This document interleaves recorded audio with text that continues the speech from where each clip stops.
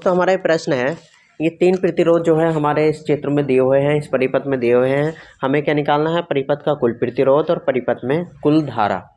तो ये निकालने के लिए सबसे पहले हमें इस परिपथ का प्रतिरोध निकालना पड़ेगा। टोटल प्रतिरोध कितना होगा? अब प्रतिरोध निकालने के दो सूत्र होते हैं हमारे। पहला होता है श्रेणी क्रम का, R बराबर R1 plus R2 plus R3। एक सूत्र तो हमारा ये होता है श्रेणी क्रम का, और दूसरा होता है समांतर क्रम का, 1/R equal to 1/R1 plus 1/R2 plus 1/R3। ये दो सूत्र होते हैं। अगर हमें ये पता लग जाए कौन सा सूत्र कहाँ पे लगाना है, तो हम आराम से जो है कोई सा भी क्वेश्चन सॉल्व कर सकते हैं, किसी का भी सॉल्यूशन निकाल सकते हैं। अब पता कैसे चलेगा श्रेणी क्रम में कौन सा परिपथ है, समांतर क्रम में कौन सा परिपथ है? अगर करंट तुम्हारा एक ही तार में चल रहा है तो श्रेणी क्रम है, ठीक है। और करंट अगर तुम्हारा कई तार में डिवाइड हो गया, बट गया, तो जो है समांतर क्रम। तो यहाँ पे देखते हैं करंट हमारा एक तार में है या कई तारों में बट गया है। तो देखिए ये 9 वोल्ट की बैटरी लगा रखी है, प्लस सिरा होता है, ये माइनस सिरा होता है। करंट जो चलता है प्लस से माइनस की तरफ को चलता है, ठीक है। पहले हम परिपथ पर नज़र डालेंगे। यहाँ से प्लस से चला, ये बटन है ऑन ऑफ की है, इससे कोई फ़र्क नहीं पड़ता, ये ऑन है इस समय। प्लस से चला और ये जो है माइनस की तरफ को आ गया। अब यहाँ से चला इस तार में, तो देखिए एक ही तार में करंट चल लिया है, कहीं बटा तो नहीं है। तो इसका मतलब ये तीनों जो प्रतिरोध हमारे लगे हुए हैं ये कौन से क्रम में है? श्रेणी क्रम में है। तो इतना क्लियर हो गया, श्रेणी क्रम का सूत्र लगा देंगे। तो अब इसका तुल्य प्रतिरोध निकालने के लिए हम हल करते हैं। हल में हम डाल देंगे श्रेणी क्रम के लिए, श्रेणी क्रम में हमें पता है श्रेणी क्रम में क्या होता है हमारा, R बराबर R1 plus R2 plus R3। अगर ये तीन प्रतिरोध हैं तो R1 R2 R3, ठीक है। ये R1 हो गया, ये R2 हो गया और ये R3, ठीक है। 4 होते हैं तो यहाँ पर R4 बढ़ जाता, 5 होते हैं तो इसी तरह से आप सूत्र को बढ़ा सकते हैं। तो R इक्वल टू कितना आ गया हमारा? R1 की वैल्यू कितनी है? 4 ओम, प्लस R2 की वैल्यू कितनी है? 6 ओम, प्लस R3 की वैल्यू कितनी है? 8 ओम, ठीक है। अब इन तीनों को जोड़ लेंगे। R बराबर 6 4 10 और 8 कितना हो गया? 18 ओम। तो R का मान कितना हो गया हमारा? 18 ओम आ गया। तो इसका मतलब परिपथ का कुल प्रतिरोध कितना आ गया? 18 ओम आ गया। तो ये पहला पार्ट हमारा क्या जो है हल हो गया। 3 नंबर में बोर्ड एग्जाम में पूछा जाता है। अब क्या निकालना? दूसरा परिपथ में कुल धारा। तो परिपथ में कुल धारा निकालेंगे तो कैसे निकालेंगे? ओम का नियम लगा देंगे, B इक्वल टू IR, ओम के नियम से।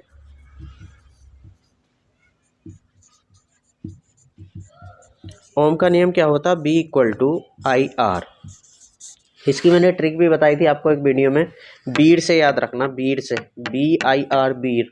बीर से तुम्हें ओम का नियम याद आ जाएगा। बी होती वोल्टेज, कितने वोल्ट की बैटरी, कितना विभवांतर है? 9 वोल्ट की बैटरी हमने लगा रखी है, तो यहाँ पे हमने 9 वोल्ट लगा दिया। आई धारा का मान हमें निकालना है, और R परिपथ का पूरा प्रतिरोध, पूरा हमने ये निकाला है 18, ठीक है, 18 ओम। अब ये 18 बटे में चला जाएगा तो ये हो जाएगा 9 बटे 18 बराबर I। इधर कर देता हूँ, 9 का ना 9, 9 दूनी 18, तो कितना आ गया? 1 बटे 2 बराबर I। सीधा करके लिख देते हैं, I बराबर 1 बटे 2, 1 को 2 से भाग करेंगे तो ये आ जाएगा 0.5 एम्पियर। तो ये हमारा विद्युत धारा आ गई। विद्युत धारा का मान हमेशा पॉइंटों में देना, ये बात आप याद रखेंगे तो कितना आसान है। तो ये सबसे इजी हमने क्वेश्चन लिया है श्रेणी क्रम में। अब धीरे धीरे हम थोड़ा हार्ड करते जाएंगे, ठीक है। अगले क्वेश्चन में मैं बिल्कुल क्लियर करा दूंगा आपको।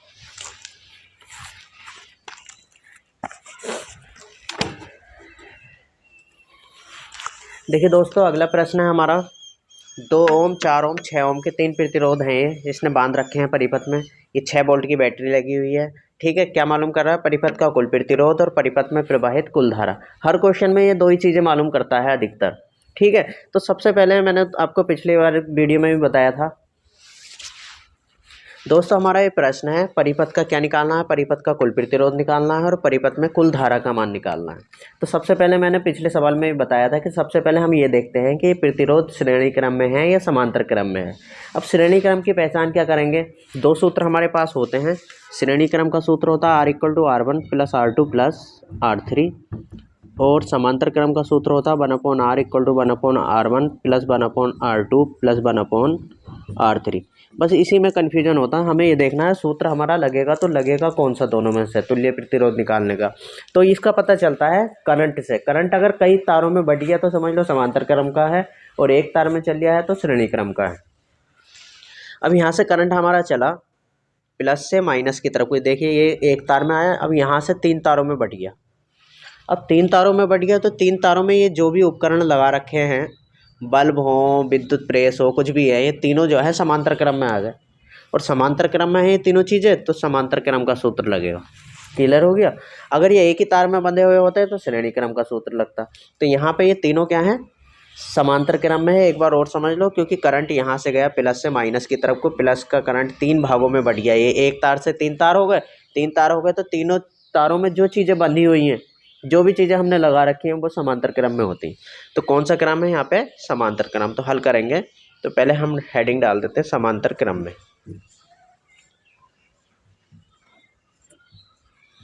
समांतर क्रम में समांतर क्रम वाला सूत्र लगाएंगे, 1/r इक्वल टू 1/r1। ये r1 हो गया, ये r2 हो गया, और ये r3 हो गया। ठीक है, 1/r1 plus 1/r2 plus 1/r3। Clear हो गया इतना। 1/r equal to 1/r1। r1 कितना है 2 ओम, प्लस r2 कितना हमारा 4 ओम, प्लस R3 कितना 6 ओम। 2 4 6 का एलसीएम निकाल लेंगे। एलसीएम निकालना सबसे आता ही है। 2 4 6 का वही गणित वाला तरीका, 2 4 6 का एलसीएम निकाल लेते हैं। 2 का ना 2, 2 दूनी 4, 2 तिया 6, 2 का ना 2, 3 ऐसे उतार लिया। अब फिर 3 का पहाड़ा ले लेंगे, 3 का ना 3, 3 दूनी 6 दूनी 12। तो एलसीएम कितना हो गया तीनों का 12। तो यहाँ पे लिखेंगे 1/r इक्वल टू 12 हमारा एलसीएम आ गया। ठीक है, 2 का पहाड़ा देखो 12 में को पढ़ेंगे, 2 छंग 12, 6 के ऊपर गुणा कर देंगे, 6 का ना 6, प्लस 4 तिया 12, 3 आ गया, 3 के ऊपर गुणा, 3 का ना 3, प्लस 6 दूनी 12, 2 के ऊपर गुणा, 2 का ना 2। 1/r इक्वल टू कितना हो गया, 6 3 9 10 11, 11/12। ठीक है, अब तिरछी गुणा कर लेंगे क्योंकि हमें r का मान निकालना। 11r बराबर 12 करना 12, और R बराबर हो गया हमारा 12/11 ओम। ठीक है, ये पूरे परिपथ का प्रतिरोध आ गया। ठीक है, अब पूरे परिपथ का प्रतिरोध आ गया, हमें धारा भी निकालनी है। अब धारा के लिए क्या करेंगे, ओम का सूत्र लगा लेंगे, ओम का नियम लगा देंगे। मैंने तुम्हें बताया भी था ओम के नियम के याद रखने की ट्रिक, बीड से याद रखेंगे ओम के नियम से। कि धारा निकालने के लिए ओम का नियम ही लगेगा, बी बराबर IR। बीरा से याद रखेंगे, बीड से। बी कितने वोल्ट की बैटरी लगा रखी है, 6 वोल्ट की। ठीक है, आई धारा हमें निकालनी है, और रजिस्टेंस कितना है, बी लिखो या मत लिखो, रजिस्टेंस कितना है टोटल 12/11, 12/11, 11 गुणा में आ जाएगा तो ये हो जाएगा 6 गुणा 11 बराबर कितना, आई गुणा 12, 11 छंग 66 बराबर कितना 12I, और आई बराबर जब हम निकालेंगे तो 12 में आ जाएगा 66/12। से काट लेंगे, 2 छंग 12, 2 तिया 6, 2 तिया 6। आई बराबर देखो पॉइंटों में देते हैं आई का मान हमेशा, 6 पंजे 30, पॉइंट लगा के 0 बढ़ जाएगा, 6 पंजे 30, 5.5 एम्पियर हमारा करंट आ गया। ठीक है, तो एक हमने श्रेणी क्रम का सवाल करा है, एक हमने समांतर क्रम का करा है। अब हम तीसरा सवाल ऐसा लेंगे जिसमें दोनों क्रम हो, श्रेणी क्रम भी हो और समांतर क्रम भी हो। ठीक है, तो बड़े आसानी से हम एक एक स्टेप। दोस्तों तीसरा सवाल है हमारा, ये परिपथ है। परिपथ का कुल प्रतिरोध हमें निकालना है, परिपथ में प्रवाहित कुल धारा हमें निकालनी है। हमने तीसरा क्वेश्चन ऐसा लिया है कि इसमें श्रेणी क्रम भी है और समांतर क्रम भी है। अब पता कैसे लगेगा कि इसमें श्रेणी क्रम कहाँ है और समांतर क्रम कहाँ है। अब यहाँ से चलते, जैसा कि हमें पता ही है हमारे पास 2 सूत्र होते हैं। श्रेणी क्रम का R बराबर R1 plus R2 plus R3, और समांतर क्रम का होता है 1/r equal to 1/r1 plus 1/r2 plus 1/r3। ये तो अपने दिमाग में फिट कर लो ये 2 सूत्र। अब हमें पता है करंट जो चलता है प्लस सिरे से माइनस सिरे की तरफ को चलता है। इन्होंने निशान भी लगा रखे, तो यहाँ से करंट चला। ठीक है, यहाँ से करंट चला, एक ही तार में चल गया। ठीक है, यहाँ तक एक तार में आ गया। अब यहाँ से 3 तारों में बढ़ गया करंट, तो ये 3 तारों में जो चीज़ें बांध रखी हैं हमने, ये 3 तारों में जो चीज़ें लगी हुई हैं, ये तीनों ये समांतर क्रम में है। तो पहले हम इन तीनों का ही समांतर क्रम निकालेंगे। ठीक है, तीनों का जब समांतर क्रम निकाल लेंगे, तब ये तीनों तार क्या हो जाएंगे, तीनों तार को ये मान लो समांतर क्रम निकालेंगे तो तीनों तार एक जगह आ जाएंगे। तीन चीज़ें हैं, ये तीन चीज़ों से एक चीज़ बन जाएगी जो भी बनती है, तीनों को इस तरह से ऐड देंगे। अब ये तीनों से एक चीज़ बन जाएगी तो ये पहले बंधा हुआ है तो ये यहाँ पे आ जाएगा, तो दोनों का क्या आ जाएगा, श्रेणी क्रम आ जाएगा। इन तीनों के आंसर का, निचोड़ का और इसका क्या आ जाएगा, श्रेणी क्रम आ जाएगा। ये ऐसा समझ लीजिए इन तीनों को हम एक साथ अमेट देंगे। जब तीनों को एक साथ अमेट देंगे मतलब तीनों का आंसर एक साथ निकाल देंगे तो ये इस तरह से बन जाएंगे। अब ये पिछले वाले के साथ क्या आ जाएंगे, श्रेणी क्रम में आ जाएंगे, फिर हमारा परिपथ इस तरह से हो जाएगा। ठीक है, तो हम क्यों ना तीनों पे काम करते हैं, पहले हम समांतर क्रम में लेते हैं। पहले हमने हेडिंग डाल दिया समांतर क्रम में।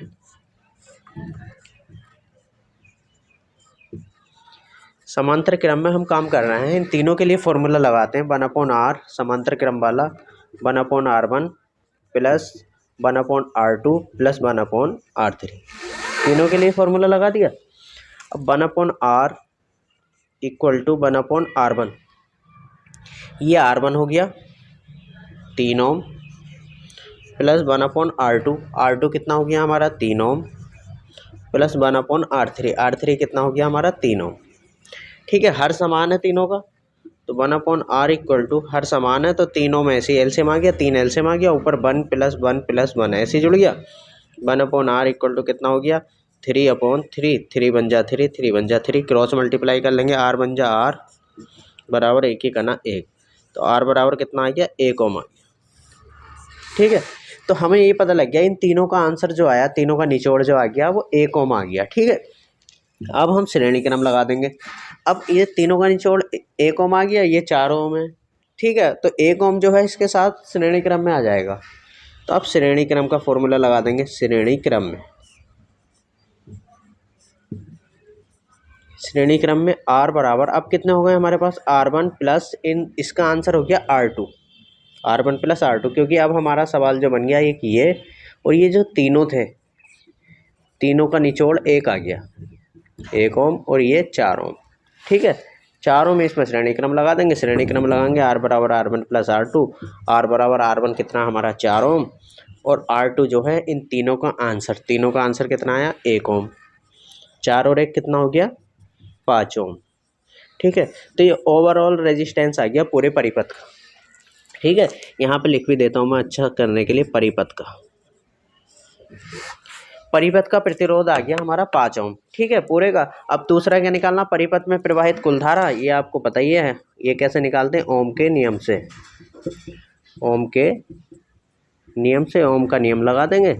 ओम का नियम आपको पता ही है, बी इक्वल टू कितना होता है आई आर, बीर से इसको याद रखना, बीरा से, बी वोल्टेज, कितने वोल्ट की बैटरी लगा रखी है 6 वोल्ट की, आई निकालना है और आर हम निकाल चुके हैं पूरे परिपथ का 5, 5 को बटे में ले आएंगे, 6/5 बराबर कितना आई, 5 से ऐसे काटेंगे, 5 का 5, 5 दूनी 10, आई बराबर कितना आ गया 1.2 ओम।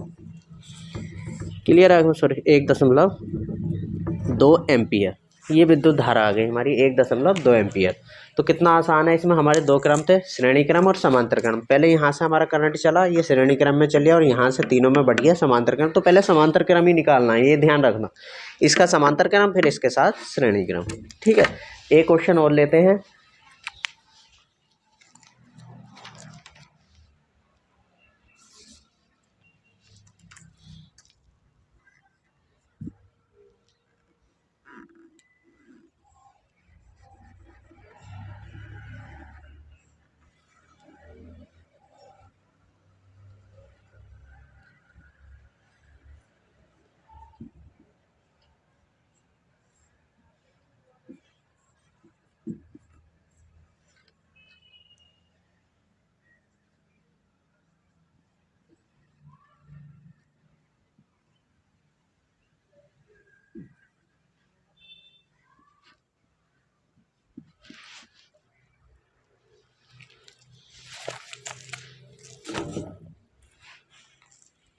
देखिए दोस्तों, अगला हमारा परिपथ है ये।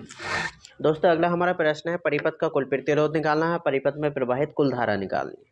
अब सबसे पहले हम ये देखेंगे, 2 सूत्र हमारे पास होते हैं, जैसे कि पिछली वीडियो में भी हमने बताया है, पिछले सवालों में भी, r इक्वल टू कितना होता है r1 plus r2 plus r3, ये श्रेणी क्रम का सूत्र होता है और ये होता है समांतर क्रम का 1/r बराबर 1/r1 plus 1/R2 plus 1/R3। अब हमें देखना होता है ये सूत्र लगाना कहाँ है, ये मेन चीज़ इसमें होती है, कहाँ पे हमें ये सूत्र अप्लाई करना है। तो हम यहाँ से करंट से हमें पता लगता है क्या इसमें हो रहा है। करंट हमें पता है प्लस से माइनस की तरफ को चलता है। अब ये देखिए करंट यहाँ से चला, ठीक है, यहाँ तक तो एक ही तार में है, अब यहाँ से दो तारों में बट गया, दो तारों में बट गया, तो इसका मतलब इस वाले तार में जो चीज़ें बंधी होंगी और इस वाले तार में जो चीज़ें बंधी होंगी, जो भी चीज़ें आपने लगा रखी हैं, ये समांतर क्रम में है। इतना तो क्लियर हो गया, ये वाला तार और ये वाला तार समांतर क्रम में है, ठीक है। अब हम इस वाले तार में चलते हैं। अब इस वाले तार में भी दो चीज़ें बंधी हुई हैं, तो पहले इन दोनों का क्या निकालेंगे, श्रेणी क्रम। अब नीचे वाले तार में भी दो चीज़ें बंधी हुई हैं, तो नीचे वालों का भी श्रेणी क्रम निकाल लेंगे। इनमें अप्लाई कर देंगे R बराबर R1 प्लस R2, इनका आंसर निकाल लेंगे। R बराबर R1 प्लस R2, इनका आंसर निकाल लेंगे। और दोनों का जो आंसर होगा वो कौन से क्रम में होगा, समांतर क्रम में होगा। तो इसमें कितने क्रम है, कुल मिला के 3 क्रम है। पहला श्रेणी क्रम, दूसरा श्रेणी क्रम और फिर दोनों का समांतर क्रम, ठीक है। तो हम हल करते हैं इसको। पहला श्रेणी क्रम, हेडिंग डाल देंगे पहला श्रेणी क्रम, पहला श्रेणी क्रम। इन दोनों का श्रेणी क्रम निकालते हैं। R बराबर R1 प्लस R2, R बराबर R1 कितना है 10 ओम प्लस R2 कितना है 20 ओम, 20 और 10 कितना हो गया 30 ओम हो, ठीक है। इन दोनों का आंसर निकल गया, तो मतलब ये दोनों जो है एक बन गए, क्लियर। अब इन दोनों का आंसर निकालते हैं, तो हेडिंग डालेंगे दूसरा श्रेणी क्रम, दूसरा श्रेणी क्रम। अब दूसरा श्रेणी क्रम लगा रहे हैं, दूसरा श्रेणी क्रम R बराबर R1 प्लस R2। अब R1 ये बन जाएगा, R2 ये बन जाएगा। R बराबर R1 प्लस R2, R बराबर R1, R1 कितना 20 ओम प्लस R2 कितना 5 ओम, 20 और 5 25 ओम। अब हमने क्या करा, इसका भी श्रेणी निकाल लिया। इसका तो बन गया हमारा 30 ओम, इन दोनों का श्रेणी निकाला, इन दोनों का बन गया हमारा 25 ओम, इन दोनों का 30 ओम और इन दोनों का 25 ओम, ठीक है। अब ये दोनों एक बन गए। अब हमारा परिपथ ये शेप में आ गया, ठीक है। अब इस शेप में आ गया, तो अब दोनों कौन से क्रम में हैं, अलग अलग तारों में हैं, अलग अलग तारों में मतलब समांतर क्रम। तो अब तीसरा क्रम जो इसमें लगेगा वो लगेगा समांतर क्रम, समांतर क्रम में।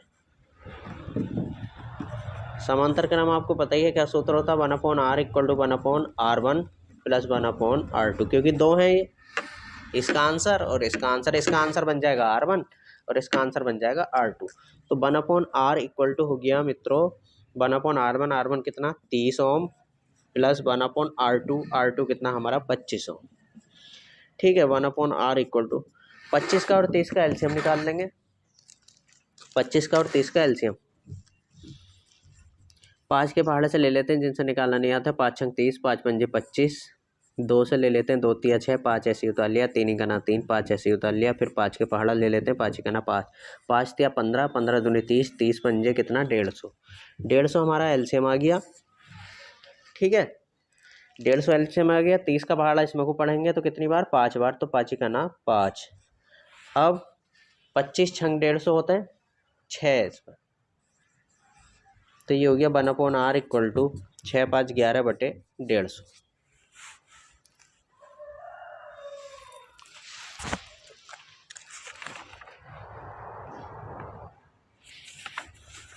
R इक्वल टू 11/150, इसकी क्रॉस मल्टीप्लाई करेंगे क्योंकि हमें R बराबर निकालना है। तो ये हो जाएगा 11R बराबर 150 करना 150, 11 को बटे में ले जाएंगे तो R बराबर हो गया हमारा 150 बटे 11, ठीक है, इतने ओम। अब हमें क्या निकालना है, विद्युत धारा निकालनी है। विद्युत धारा का मान निकालने के लिए हमें पता है ओम का नियम लगा देंगे। खैर ओम का नियम आपको याद रखने की ट्रिक मैंने बताई दी है। ओम के नियम से वीर से याद रखेंगे, ओम के नियम से। ओम का नियम क्या होता है, V इक्वल टू IR। बी कितने वोल्ट की बैटरी लगा रखी है, यहाँ पे लिखना हम भूल गए थे, 24 वोल्ट की बैटरी लगी हुई है। 24 वोल्ट बराबर I मल्टीप्लाई R, R कितना हमारा 150 बटे 11। दोस्तों ये 11 गुणा में आ जाएगा क्योंकि बटे में है, डिवाइड में है, और ये 150 जो आ जाएगा बटे में आ जाएगा, बराबर कितना I। अगर कटे तो काट लो, 3 अट्ठे 24, 3 पंजे 15, ये हो गया। 2 से फिर काट देते हैं, 2 चौक 8 और ये 25, 11 चौक 44 बटे 25 बराबर कितना आई। 44 को 25 से भाग दे देंगे कहीं को, 44 को 25 से भाग, 25 का ना 25, क्योंकि 25 दूनी 50 ज़्यादा होगा। 9 5 14, 19 बचा, पॉइंट लगाया, 0 बढ़ा लिया।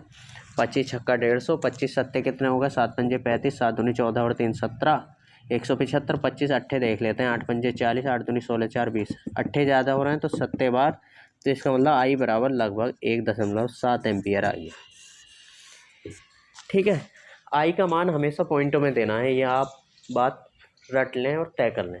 ठीक है, तो इसी तरह के इंपॉर्टेंट आंसर के लिए मैं समझता हूँ आपको ये समझ में आए होंगे किस तरह से हमें कौन सा फॉर्मूला लगाना है।